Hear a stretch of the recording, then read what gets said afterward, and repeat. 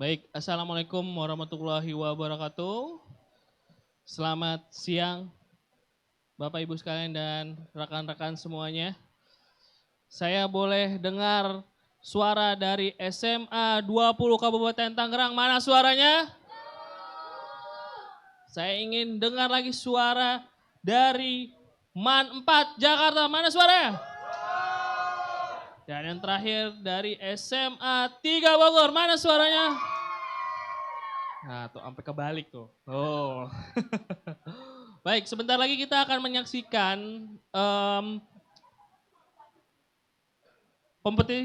final kompetisi debat SMA dan sederajat dengan tema peran pemuda dalam konteks kekinian. Di mana di final kali ini tidak hanya ada dua tim yang akan saling berdebat, saling beradu argumen, tapi ada tiga tim yang nanti akan saling silih berganti bertukar argumen, berdebat dan sebagainya. Nah, sebelumnya saya akan langsung panggil saja sekolah yang masuk final. Yang pertama adalah SMA N20 Kabupaten Tangerang. Silakan maju ke depan, berikan aplaus, tepuk tangan kepada SMA N20 Kabupaten Tangerang. Ini tadi saya cek sekolahnya, wah jauh sekali dari Jakarta, luar biasa perjuangannya sampai final. Menang kalah seenggaknya setelah sampai final kalian akan bawa piala. Sebelah sini. Baik, untuk selanjutnya, nah ini perwakilan dari Jakarta satu-satunya, yaitu dari sekolah MAN 4 Jakarta, silakan maju ke depan.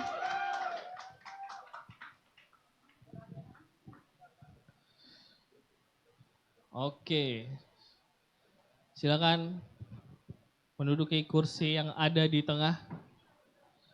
Dan yang terakhir juga, sekolah yang masuk final yang ketiga, ini dari jauh juga, dari Bogor, yaitu dari SMA N3 Bogor. Beri aplaus.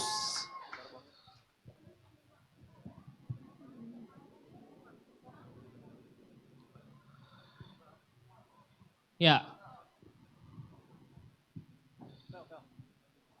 Silakan berikan tepuk tangan yang meriah untuk tiga tim calon juara kita di kompetisi debat tingkat SMA sederajat dengan tema peran pemuda dalam konteks kekinian. Saya baca.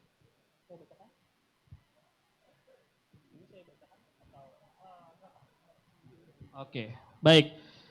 Nah di final kali ini aturannya atau cara mainnya akan sedikit berbeda, di mana nantinya mosi atau deskripsi atau pemantik nantinya akan diberikan oleh juri.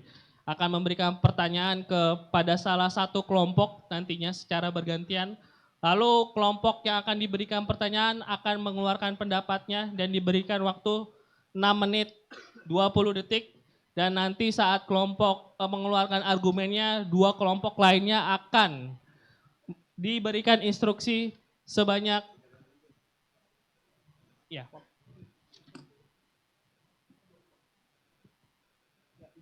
Berapa kali? Akan diberikan waktu instruksi 5 kali kepada tim yang akan menjawab atau memberikan argumen seperti itu. Baik, apakah sudah siap? Saya tidak mendengar suaranya. Apakah sudah siap ketiga tim? Penonton apakah sudah siap? Kurang keras apakah sudah siap? Nah, begitu. Walaupun siang hari udah makan, ini sebenarnya waktunya santai tapi kita berdebat seperti itu. Baik, boleh kita langsung mulai saja? Ya, boleh di tes mic-nya. Oke, saya akan berikan mic-nya ke kelompok yang pertama.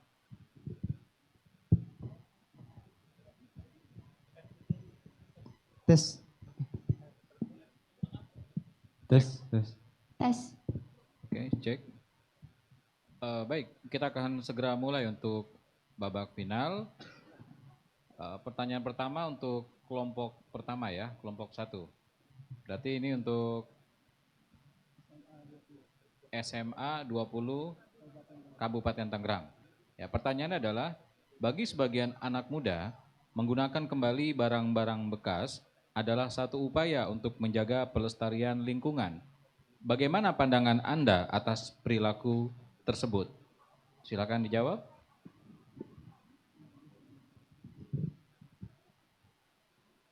Tiga, dua, satu. Assalamualaikum warahmatullahi wabarakatuh. Terima kasih kepada moderator dan juga Dewan Juri atas kesempatan yang telah diberikannya. Dewan Juri yang saya hormati, izinkan saya untuk memberikan sebuah argumen. Di sini kami sangat setuju mengenai bagaimana pandangan Anda atas perilaku tersebut. Nah, sebelum kami memberikan beberapa argumen, di sini kami akan memberikan pengertian dari barang bekas itu sendiri. Barang bekas adalah barang yang sudah tidak terpakai tetapi masih dapat digunakan kembali dan memiliki nilai jual yang tinggi. Nah, selanjutnya, upaya dalam menjaga pelestarian lingkungan ada beberapa upaya yang dapat dilakukan. Yang pertama, tidak membuang sampah sembarangan. Yang kedua, tidak membakar sampah. Yang ketiga, menghemat energi. Yang keempat, menggunakan produk daur ulang. Yang kelima, menanam pohon, dan yang keenam, mengurangi sampah. Di sini ada beberapa poin yang mengutip inti dari mosi ini. Yang pertama yaitu menggunakan produk daur ulang. Generasi muda adalah generasi yang menjadi asas atau pedoman untuk kemajuan bangsa, di mana generasi muda memiliki nilai dan juga kreativitas serta ide yang tinggi dalam memanfaatkan limbah yang ada. Nah, selanjutnya, dari mosi ini juga bukan hanya tentang menjaga upaya pelestarian lingkungan, tetapi juga dapat menjaga serta memajukan suatu nilai, baik itu nilai ekonomi maupun nilai seni dalam suatu bangsa. Contohnya dalam menjaga atau memajukan suatu nilai ekonomi, di mana di sini upaya dalam nilai ekonomi, generasi muda memiliki banyak sekali ide dan juga kreativitas yang dapat dikembangkan.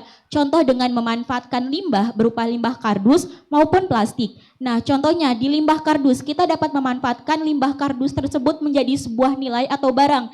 Di mana contoh di sekolah kami memanfaatkan limbah kardus sebagai bingkai untuk suatu momentum atau event di kegiatan kami, seperti membuat mading. Nah, yang selanjutnya kami juga menggunakan seperti barang berupa botol bekas maupun galon yang sudah tidak terpakai, di mana galon yang sudah tidak terpakai itu akan kami manfaatkan di sebuah event kesenian, di mana sekolah kami punya yang namanya bengkel seni. Bengkel seni ini memiliki instrumen atau alat yang kami manfaatkan dari limbah galon. Limbah galon tersebut kami manfaatkan sebagai sebuah drum.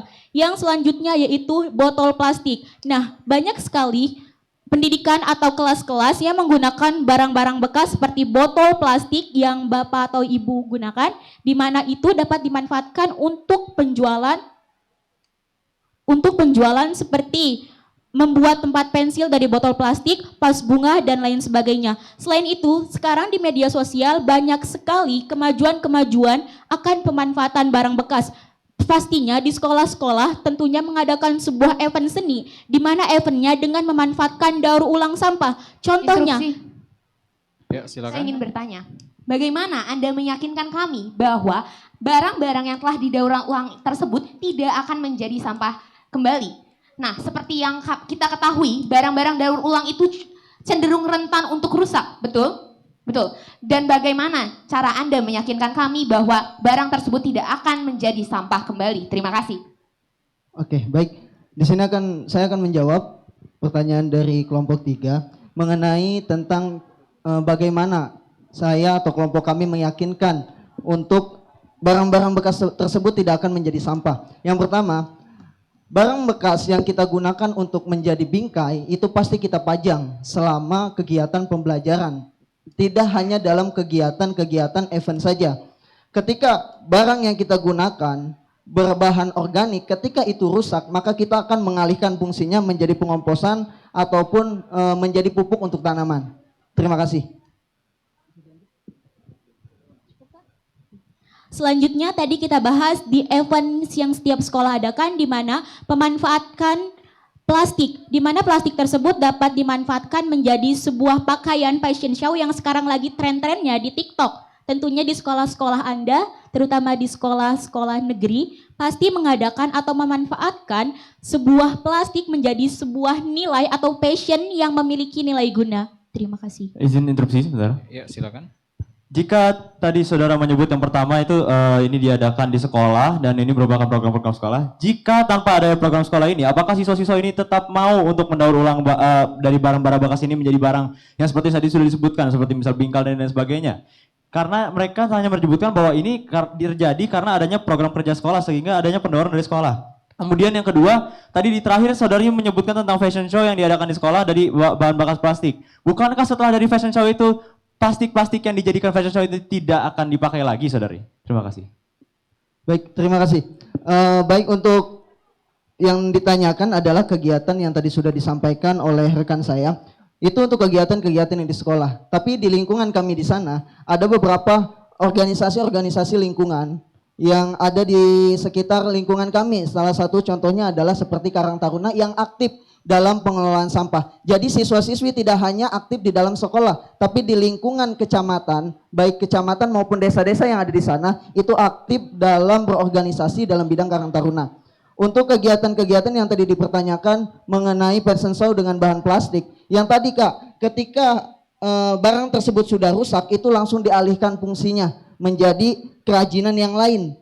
Seperti misal botol plastik yang awal mulanya dijadikan pot atau lain sebagainya, nanti kita bisa alihkan menjadi sebuah bahan daur ulang yang lainnya. Terima kasih. Interupsi, izin bertanya, apa yang dijadikan setelah bahan tersebut digunakan? Seperti misal pot yang setelah digunakan setelah didaur ulang, berarti itu setelah dipakai lagi, lalu dipakai lagi. Bukankah itu malah merusak dari kerentanan bahan itu sendiri? Dan tadi tentang fashion show, bukankah fashion show itu dari plastik-plastik itu dibuat seperti pakaian, sehingga apa yang akan dibuat lagi setelah dari itu? Kemudian, jika tadi saudara menyebutkan Karang Taruna tentang pendauran ulang sampah, apakah saudara dapat menjamin bahwa pemuda-pemuda yang menggabung kepada Karang Taruna itu hanya berfokus kepada pendauran sampah saja, padahal ada kegiatan-kegiatan lain yang ada di Karang Taruna di setiap kegiatan itu. Dan apakah mereka dengan sukarela betul-betul jika tanpa adanya pengelola organisasi kah atau tanpa adanya dari sekolah, mereka betul-betul ingin mendaur ulang barang yang sudah bekas untuk dipakai kembali? Sekian, terima kasih. Baik, dari tadi alat yang kita gunakan ketika sudah tidak terpakai kembali dari event yang kita gunakan, apabila itu masih bisa kita jual, itu masih bisa kita jual belikan Kak untuk kepentingan ekonomis. Tapi ketika barang tersebut tidak terjual, kita alih fungsikan. Misal dari barang yang tadi Kakak bilang pot, itu bisa kita alih fungsikan menjadi beberapa kesenian atau mainan anak-anak. Karena biasanya pot itu tidak merusak secara langsung bentuk dari botol tersebut. Nah, mainan anak-anak itu masih kita bisa jual untuk menghasilkan nilai ekonomisnya. Selanjutnya untuk yang kedua yaitu mengenai tentang organisasi Karang Taruna. Jelas Kak, di setiap organisasi saya rasa ada program kerja. Dan program kerja mengenai 3R ini atau tentang sampah ini pasti sudah dirancang sedemikian rupa supaya berkelanjutan dan berjangka panjang. Terima kasih Kak. Interupsi. Kalau tadi saudara menyebut tentang pot yang sudah dipakai dirubah lagi kembali menjadi mainan, bukankah pot yang sudah tidak dipakai itu berarti sudah tidak layak lagi menjadi sebuah pot? Berarti sudah ada kerusakan atau kecacatan. Jika diubah menjadi mainan, bukankah akan semakin mengurangi nilai jual? Bahkan tidak ada pasar yang ingin membuka untuk menjual dari produk yang sudah dipakai sebagai pot, yang sudah tidak layak sebagai pot, terus dijadikan mainan yang juga tidak layak gitu. Bagaimana saudara? Interupsi, pot yang sudah tidak terpakai yang Anda katakan bahwa rusak, di mana generasi muda memiliki ide dan juga kreativitas. Nah, pot yang sudah mungkin Anda katakan rusak itu, tapi kami memiliki nilai dan juga ide dalam mengembangkan pot tersebut menjadi sebuah barang yang lebih berguna. Nah, artinya ide yang kami masukkan lebih tinggi daripada ide sebelumnya, di mana ide tersebut dapat kami kembangkan menjadi ide yang lebih baik lagi dan meningkatkan nilai guna di masyarakat. Terima kasih. Oke, terima kasih. Kita beri aplaus untuk ketiga finalis di depan. Berikutnya dari Bapak Pengawas, dipersilakan untuk Memberikan komentarnya. untuk kelompok yang pertama ini. Baik, terima kasih Dewan Juri. Secara keseluruhan sudah baik apa yang dilakukan tadi yang diperdebatkan terkait penggunaan barang bekas untuk menjaga kelestarian lingkungan. Tadi sudah dilakukan juga interupsi-interupsi, debatnya berjalan dengan baik dan ada interupsi-interupsi yang itu memberikan ragam argumen-argumen yang diberikan dari setiap peserta ini. Berikutnya bisa kita lanjutkan ya untuk peserta keduanya. Silakan. Baik, terima kasih Pak Andi. Kayaknya diam-diam aja nih penontonnya. Boleh kasih tepuk tangan buat kelompok yang pertama. Kita akan lanjutkan ke kelompok yang kedua yang akan diberikan pertanyaan oleh Pak Yusuf ya? Iya, Pak Yusuf, baik. Kita akan dengan waktu yang sama yaitu 6 menit 20 detik. Nanti kelompok kedua akan menjawab pertanyaan dari Pak Yusuf Budi dan kedua kelompok yang lainnya akan memberikan tanggapannya atau interupsinya. Ya, silakan Pak Yusuf Budi. Oke, baik. Terima kasih Pak Halil. Berikan contoh dan penjelasan mengenai 3 hoax sejarah yang beredar di masyarakat. Dan bagaimana sebaiknya kita memaknainya secara arif dan benar. Pada kelompok saya persilahkan.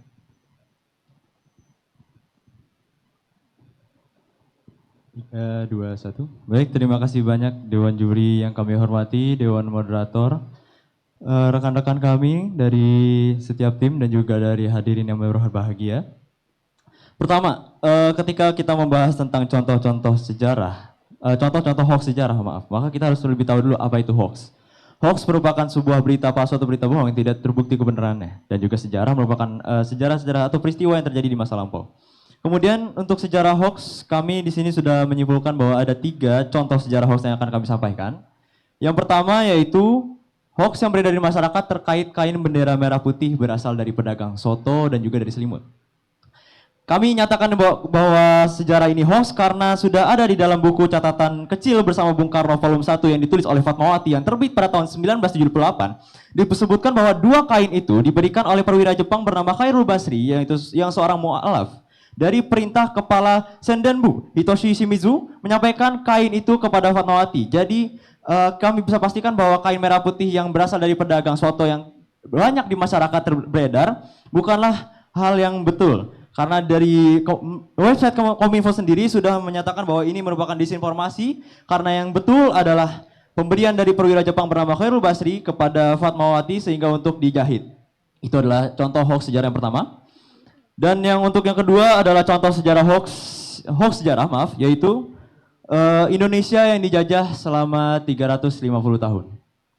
Yang pertama yang saya ingin bahas yaitu ada buku yang diterbitkan berjudul Bukan 350 tahun dijajah, ya. Ini diterbitkan oleh G.J. Racing, seorang sejarawan dan ahli hukum internasional, yang menyebutkan bahwa Belanda menjajah Indonesia bukan 350 tahun. Jika kita menghitung mundur 350 tahun, maka itu berawal dari 1595, tahun 1595.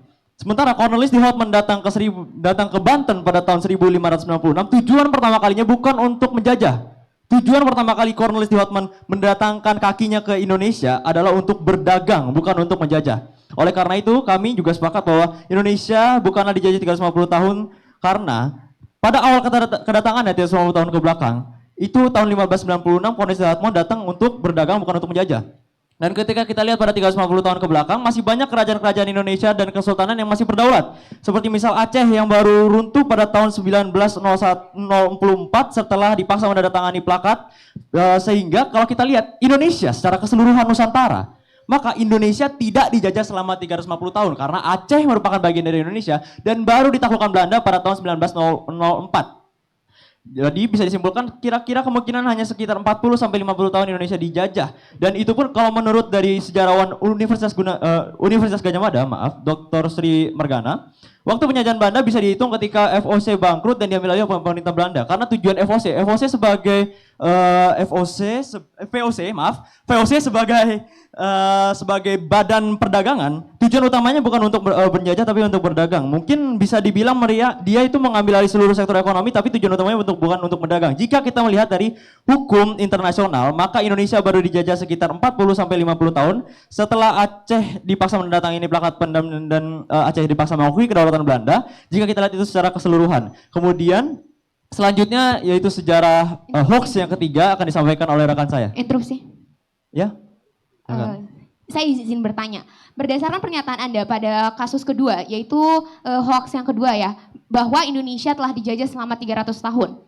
Mengapa masyarakat di Indonesia mempercayai hal tersebut? Bagaimana cara Anda untuk memvalidasi dan membuat rakyat Indonesia percaya bahwa Indonesia tidak dijajah selama 300 tahun? Dan mengapa sih sebenarnya yang membuat rakyat Indonesia ini percaya bahwa kita tuh udah dijajah selama 300 tahun? Terima kasih. Baik, terima kasih banyak saudariku. Pertanyaan yang bagus. Mengapa Indonesia ini dibilang 350 tahun dijajah? Karena pada awal masa-masa penjajahan, kalimat 350 tahun dijajah ini digunakan oleh politikus-politikus untuk membara semangat rakyat melawan penjajahan. Sebagaimana Bung Karno yang menyuarakan bahwa 350 tahun ini dijajah Indonesia ini. Jadi itu tujuan utamanya untuk membara perjuangan dari para pejuang-pejuang bangsa. Dan kemudian bagaimana caranya untuk bisa kita membuat orang lain percaya terkait dengan 350 tahun ini kita tidak dijajah? Maka kita harus melihat dulu fakta-fakta sejarah yang ada. Kita harus melihat sejarah itu berdasarkan fakta. Fakta Aceh baru runtuh pada tahun 1904 mengakui kedaulatan Hindia Belanda tahun 1904. Aceh merupakan bagian dari Indonesia. Oleh karena itu kita semua percaya bahwa Indonesia tidak dijajah 350 tahun tapi hanya sebatas 40 sampai 50 tahun. Oleh karena itu untuk hoax yang ketiga akan disampaikan oleh rekan saya. Terima kasih. Baik. Untuk berita hoax sejarah yang ketiga adalah kebenaran dari wajah Gajah Mada. Wajah Majapahit Gajah Mada. Interupsi. Silakan. Anda tadi menyebutkan baru 2 hoax ya, yang ketiga hoaxnya belum disebutkan. Bagaimana cara Anda mengubah persepsi di masyarakat tentang hoax tersebut? Hoax tersebut kan sudah diperlihatkan atau sudah didengarkan oleh banyak masyarakat luas. Tetapi tadi pertanyaannya belum dijawab sama Anda, jadi silakan dijawab. Terima kasih. Saya sudah menjawab pertanyaan itu. Yang pertama kita harus melihat berdasarkan faktanya. Faktanya apa? Fakta di lapangan bahwa Aceh baru dijatuhkan oleh Hindia Belanda pada tahun 1904. Dan kemudian, kalau kita ingin melihat caranya lagi, maka kita bisa mensosialisasikan itu memasukkan kepada setiap pelajaran-pelajaran sejarah yang ada di tiap sekolah. Dan untuk hoax yang ketiga akan disampaikan oleh rekan saya. Sehingga rekan saya tadi berbicara tentang hoax ketiga, maka silakan disampaikan. Sekali lagi saya tegaskan bahwasanya saya akan menyampaikan hoax yang ketiga, yaitu kebenaran wajah Gajah Mada. Yang dimana wajah Mahapati Gajah Mada yang dikenal sebagai sosok yang bersorot mata tajam ternyata bukan sosok asli Gajah Mada yang sebenarnya.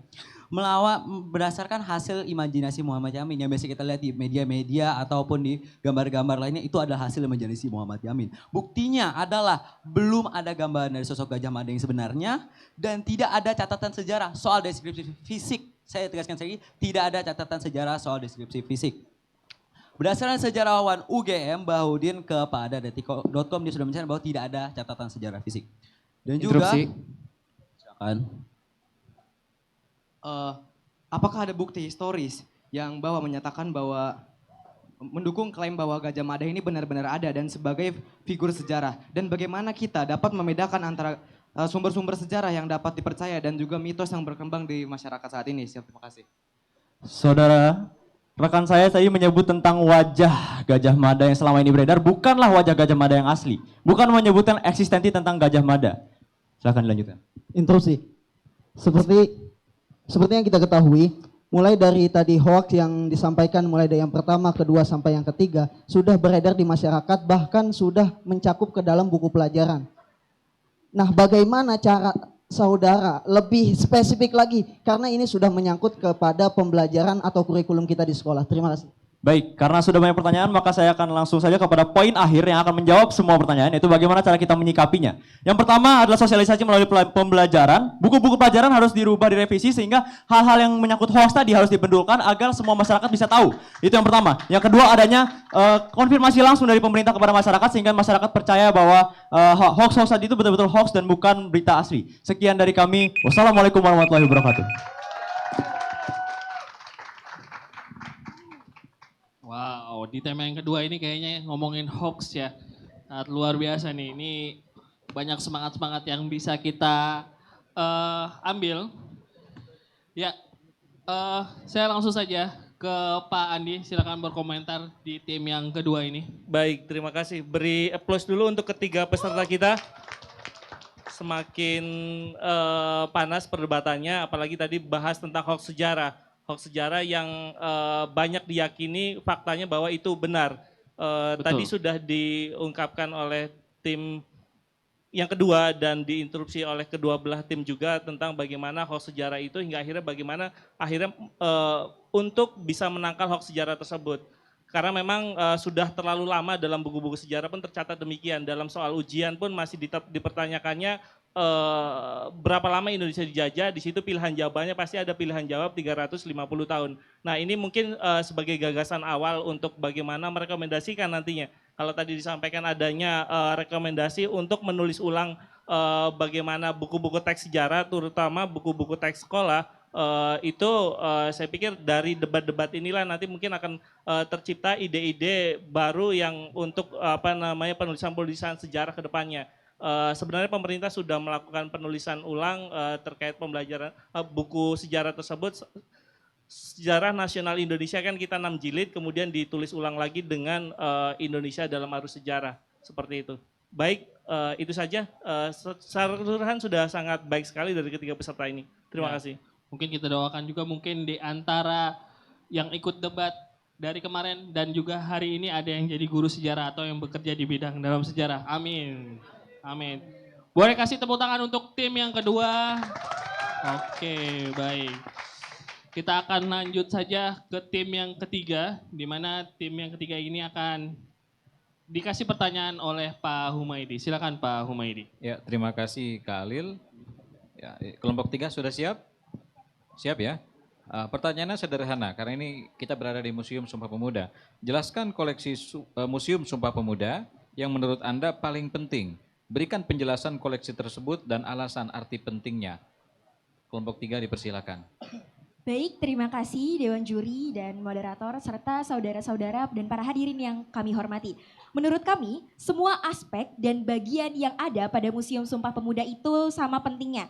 Karena Gedung Sumpah Pemuda ini merupakan bangunan cagar budaya, yang dimana tempat ini dijadikan sebagai pelestarian budaya dan tempat bagi barang-barang pustaka. Mengapa semua aspek dan bagian dari museum ini penting? Karena bangunan ini sudah ada dan dipergunakan sejak tahun 1928 yang menjadi tempat para pemuda dalam melakukan Kongres 2 Sumpah Pemuda tanggal 27 sampai 28 Oktober. Dan di tempat inilah persatuan Indonesia itu mulai terbangun. Jika ditanya mana yang paling penting, jawaban dari kami itu adalah ruangan Kongres Inti, yang dimana tempat itu dijadikan dijadikan tempat bagi para pemuda-pemudi Indonesia untuk meluarkan gagasan yang dipersatukan untuk mempersatukan Indonesia. Selanjutnya bisa dilanjutkan oleh rekan saya. Menurut kami, ruangan inti ataupun ruangan yang dipakai sebagai ruangan untuk diskusi Kongres Pemuda II merupakan saksi bisu dari lahirnya sebuah konsep kebangsaan dalam Ikrar Sumpah Pemuda yang dirumuskan oleh pemuda dan pemudi Indonesia pada malam penutupan Kongres Pemuda kedua. Bayangkan betapa harunya ruangan itu pada hari itu, di mana menjadi tempat pertama kali lagu Indonesia Raya yang dibuat oleh W.R. Supratman diperdengarkan. Poin selanjutnya akan disampaikan oleh teman saya. Oke, baik. Mengapa ruangan inti terjadinya Kongres Sumpah Pemuda? Karena dalam ruangan ini merupakan sebuah sejarah penting yang ada di Indonesia. Sumpah Pemuda sendiri adalah sebuah peristiwa sejarah yang terjadi pada tanggal 28 Oktober. Interupsi saudaraku. Siap. Yang pertama yang saya ingin tanya adalah pertanyaan dari Dewan Juri adalah koleksi yang paling penting, bukan ruangan yang paling penting, yang pertama itu. Dan yang kedua, jika tadi saudari menyebutkan tentang Indonesia Raya yang pertama kali disebut, dinyanyikan atau dilagukan di Sumpah Pemuda atau Kongres Pemuda itu, bagaimana dengan koleksi biola milik W.R. Supratman? Sekian, terima kasih. Baik saudara, kami belum menyelesaikan poin pembicaraan kami. Tentu, koleksi, apabila membahas tentang koleksi biola merupakan salah satu atau sama pentingnya dengan keberadaan ruangan Kongres Pemuda II. Menurut kami, biola adalah koleksi yang penting juga. Tetapi apabila membahas koleksi adalah suatu yang diunjukkan, bukan? Suatu hal ataupun suatu barang yang diunjukkan di museum. Jadi apabila untuk membahas tentang pentingnya, semuanya itu penting, betul? Tetapi menurut kami, ruangan Sumpah Pemuda atau ruangan permusuhan Kongres itu merupakan ruangan atau aspek terpenting dalam museum ini. Tetapi biola yang menjadi alat atau koleksi dari WR Supratman juga saat memperdengarkan lagu Indonesia Raya pertama kali merupakan hal yang penting juga. Terima kasih. Interupsi. Jika saudara hanya menyebut tentang ruangan saja, bagaimana dengan keseluruhan gedung ini? Bukankah bentuk bangunan ini yang paling penting? Bentuknya, dari bangunannya yang paling penting, bukan hanya ruangannya saja, tapi seluruh bangunan ini menjadi saksi Sumpah Pemuda. Bagaimana dengan itu? Baik, di sini seluruh bangunan dari Gedung Sumpah Pemuda ini juga kami katakan bahwa seluruh yang ada di sini itu penting. Tapi di sini kami lebih memprioritaskan lebih penting itu adalah ruangan terjadinya Sumpah Pemuda, karena di sini kita dapat mengetahui sejarah dari lahirnya Sumpah Pemuda, karena dari ruangan ini itu merupakan lahirnya persatuan dan juga kesatuan dari pemuda-pemuda pada masa 28 Oktober 1928 untuk bersatu dalam merebut kemerdekaan dari Belanda dan juga mengikrarkan Sumpah Pemuda. Salah satu manfaat yang kita rasakan dari ruangan ini juga diantaranya ialah pendidikan sejarah, karena di tempat di mana sejarah pentingnya Indonesia ini ditandai sebagai museum. Dalam ruangan ini juga ini menyimpan artefak, dokumen, dan juga informasi-informasi penting yang akan memudahkan masyarakat ke depannya untuk lebih mempelajari lagi tentang persatuan dan kesatuan. Siapa itu terima? Bukankah kalau membahas tentang koleksi-koleksi penting yang membahas tentang kedepannya pembelajaran, bukankah di setiap ruangan lain juga ada koleksi-koleksi yang tidak kalah pentingnya, seperti ada panji-panji organisasi-organisasi yang mengikuti Sumpah Pemuda, atau ada majalah-majalah yang mengait tentang Sumpah Pemuda, bukankah itu juga penting? Sekian. Baik. Di sini perlu kita pahami lagi dari pertanyaan Dewan Juri. Di sini adalah hal yang penting menurut kami. Jika menurut Anda seluruh yang ada di museum ini penting, itu kan menurut Anda. Tapi di sini pertanyaannya ada menurut kami, dan setiap orang itu memiliki argumen yang berbeda-beda. Menurut kami. Siap. Bukankah tadi saudara juga menyatakan bahwa seluruh yang dibangun ini juga berharga? Sekian, terima kasih. Untuk menjawab interupsi Anda tadi, kami memang menyatakan semua aspek yang berada di bangunan ini merupakan hal yang penting dan sama pentingnya. Tetapi ini yang ditanyakan adalah hal yang paling penting menurut kami. Dan menurut kami yang paling penting berdasarkan konsiderasi pengalaman sejarah ataupun peristiwa yang terjadi, ruangan yang terjadinya perumusan. Tapi di sini kami butuhkan adalah penjelasan salah satu koleksi yang paling penting. Dari tadi Anda berputar-putar terus, ini penting, itu penting, itu penting. Apa yang paling penting jadinya? Bukankah ruangan yang tadi Anda sebutkan hanya sebuah tempat untuk dilaksanakannya? Tapi apa barang, koleksi yang menurut Anda paling penting? Jadi jangan bertele-tele dan jelaskan. Terima kasih. Baik, di sini kami izin menjawab bahwa kami di sini bilang bahwa semua aspek yang ada pada Museum Sumpah Pemuda ini penting. Kami tidak bilang bahwa beberapa aspek lain yang tidak kami sebutkan seperti yang tadi kami menekankan bahwa kami bilang ruang Kongres Pemuda kedua itu merupakan ruang paling penting, tapi bukan berarti koleksi-koleksi lain yang ada pada Sumpah Pemuda ini tidak penting. Dan seperti yang sudah dipertanyakan oleh tim sebelumnya, silakan. Saudara berbicara tentang sesuatu hal yang penting. Ketika ada sesuatu yang penting, pasti hal yang lainnya itu biasa atau tidak penting. Tidak bisa ada yang paling penting, yang lain juga penting.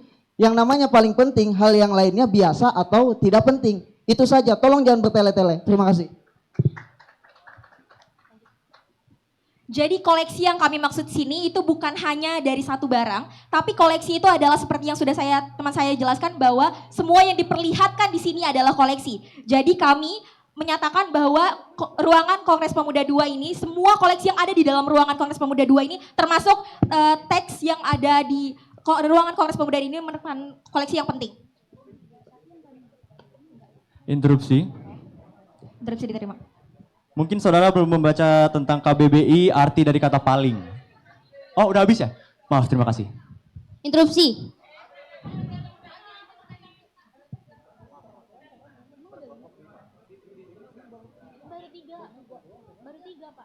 Silahkan.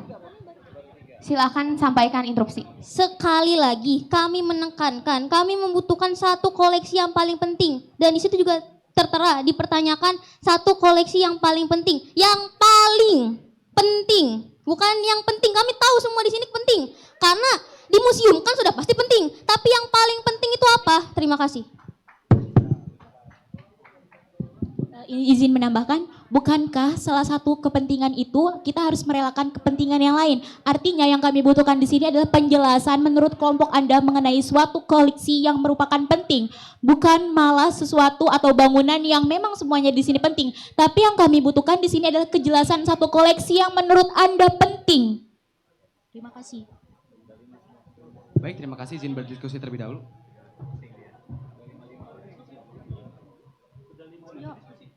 Baik, izin menjawab pertanyaan dari rekan-rekan sekalian. Di sini kami memutuskan bahwa koleksi yang paling penting di museum ini adalah ruangan tempat rapat terjadinya Kongres Pemuda II, yaitu yang berada di depan kita kali ini. Di sini ada ruangan Kongres Pemuda II. Menurut kami yang paling penting adalah ruangannya. Koleksi itu tidak hanya sebatas dengan seperti benda. Koleksi itu adalah semua yang ada di museum ini termasuk koleksi. Maka dari itu ruangan juga termasuk koleksi. Di sini kami menekankan bahwa koleksi yang paling penting ya ruangannya karena terdapat nilai-nilai historis di dalamnya. Dan juga di sini kita dapat mempelajari dari ruangan itu merupakan arti-arti persatuan, arti-arti kesatuan dalam pemuda pada masa itu untuk mengikrarkan dan juga mempersatukan bangsa, tanah air dan juga bahasa. Pada Kongres Pemuda II ditutup dengan ditutup dengan mencetuskan sebuah ikrar, yaitu ikrar Sumpah Pemuda yang seperti kita semua tahu. Maka dari itu, di ruangan itu merupakan sejarah dari nilai histori Sumpah Pemuda. Maka dari itu juga kami menekankan bahwa menekankan bahwa yang paling penting dalam museum ini itu adalah ruangannya. Benda-benda yang di sini penting, tapi ruangan yang menurut kami ruangan itulah yang paling penting. Sekian, terima kasih.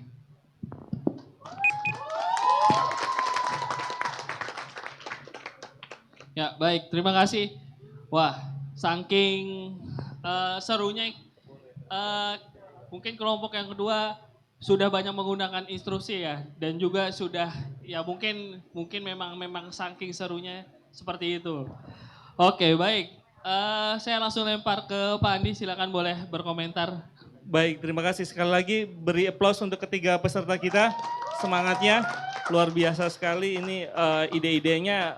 Tentunya ini pertanyaan terakhir itu Mas Awan mungkin bisa jawabnya mana yang paling penting gitu. Ya, Mas Awan mana tuh, Mas Awan? Oke, baik. Berbicara penting dan tidak penting itu pun konsepnya hampir sama dengan ketika kita bilang peristiwa sejarah. Semua peristiwa masa lampau itu adalah sejarah, tetapi tidak semua sejarah masuk ke dalam sejarah. Nah ini pun demikian, semua koleksi dalam museum ini penting ya, karena bagian dari satu kesatuan utuh peristiwa, maka semuanya saling mendukung kepentingannya. Artinya masing-masing koleksi, baik ruangannya dan lain sebagainya itu penting. Tapi tadi betul sekali ada pertanyaan dari dewan jurinya itu menurut pesertanya ini mana yang paling penting. Jadi dipilih mana kemudian argumentasikan kenapa koleksi tersebut penting. Misal biola penting, kalau tidak ada biola mungkin tidak bisa diperdengarkan lagu Indonesia Rayanya, atau misalkan tidak ada pulpen maka tidak bisa untuk menulisnya. Nah itu kan bisa diargumentasikan kenapa sebuah barang tersebut memiliki nilai kepentingan karena kegunaannya dan lain sebagainya. Sekali lagi selamat untuk para peserta, semuanya ini adalah pemenang. Ya, semuanya pemenang, tetapi nanti kita memilih siapa pemenang utamanya seperti itu. Terima kasih. Beri aplaus yang meriah untuk ketiga peserta kita ini. Ya. Oke, baik. Terima kasih tim pertama dari SMA 20 Kabupaten Tangerang. Lalu juga terima kasih dari kelompok yang kedua dari MAN 4 Jakarta, dan yang terakhir dari SMA 3 Bogor. Boleh kasih tepuk tangannya kembali yang meriah. Ya, apapun nanti hasilnya yang jelas kalian akan pulang dapat piala. Ya, seperti itu. Baik, paling itu saja saya tutup. Saya akan kembalikan ke MC. Oh ya, silakan turun. Atau boleh salaman. Oh, foto bareng boleh, foto bareng. Salaman dulu deh, salaman. Salaman dulu, boleh salaman. Iya. Nah nanti setelah salaman boleh foto di depan. Nah ini soalnya kan jauh-jauh nih, Jakarta, Tangerang, Bogor. Siapa tahu yang dari Jakarta mau mampir ke Bogor atau mau mampir ke Kabupaten Tangerang, ya boleh. Nah di tengah, ya ini di samping. Nah di sampingnya. Nah sip, foto dulu ya. Foto dulu, ini gaya formal dulu, gaya formal dulu. Gaya formal dulu, udah oke, fotografer? Oh iya, baik. Formal dulu ya, lihat kamera, lihat kamera. Kamera utama 1, 2, dan 3. Oke, sekali lagi, sekali lagi. Oke, gaya bebas, gaya bebas.